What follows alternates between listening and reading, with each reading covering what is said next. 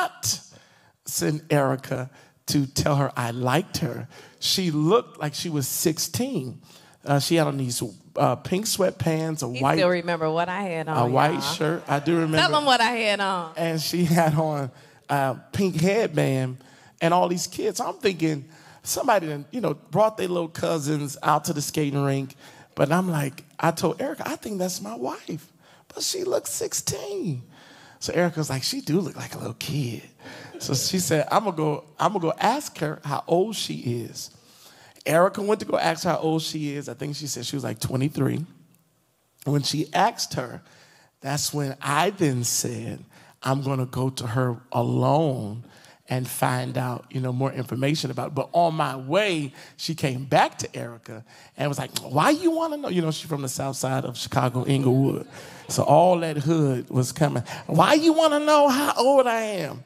So then Erica said, my pastor likes you. She was like, oh, I don't do pastors.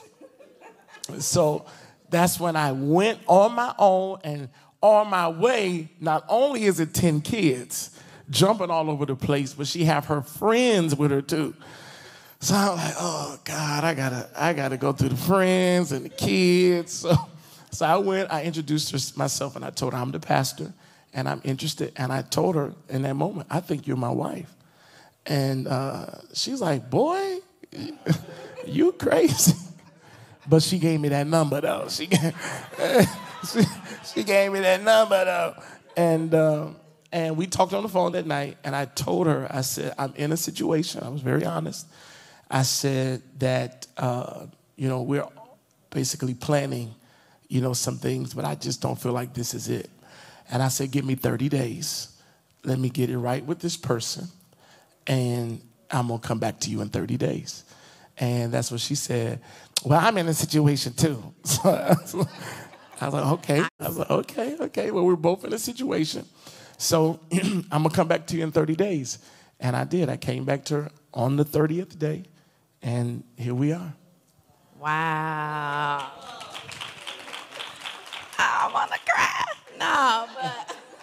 So, okay, hearing the story, that's all wonderful. The Lord may have revealed to you that I was your wife, but you have some people that are listening and they're dating, and they always ask the question, how do you know that this is the one?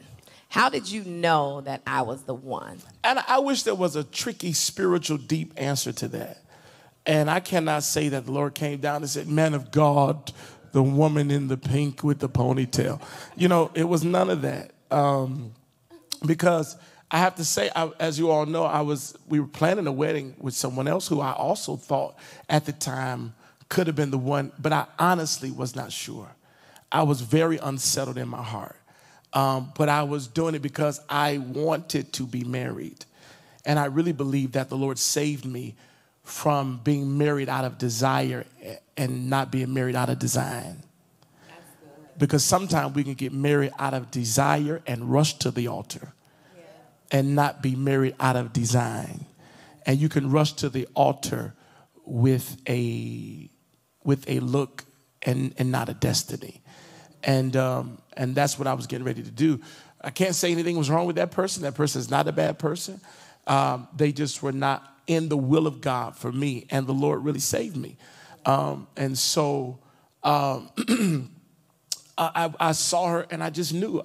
I can't say it was deep. I can't say I was in a skating rink. There was none of that. I just knew. My heart knew. My mind knew. And fast forward, we broke up like 9 months in, because, I still had some issues with okay, and, okay. And so I had some things I had to get situated, still had some loose ends. And I was going to allow him the time to do that. And she had some loose ends too. Glory to God. Let's tell it all. Okay. And we broke up. And I was done with her. I was like, I ain't, whatever. That was that pride. I could do bad all by myself. And here I am, in the beginning, this is God. But then when trial come, you know, it's forget her. You understand? And her forget me. Really couldn't shake each other.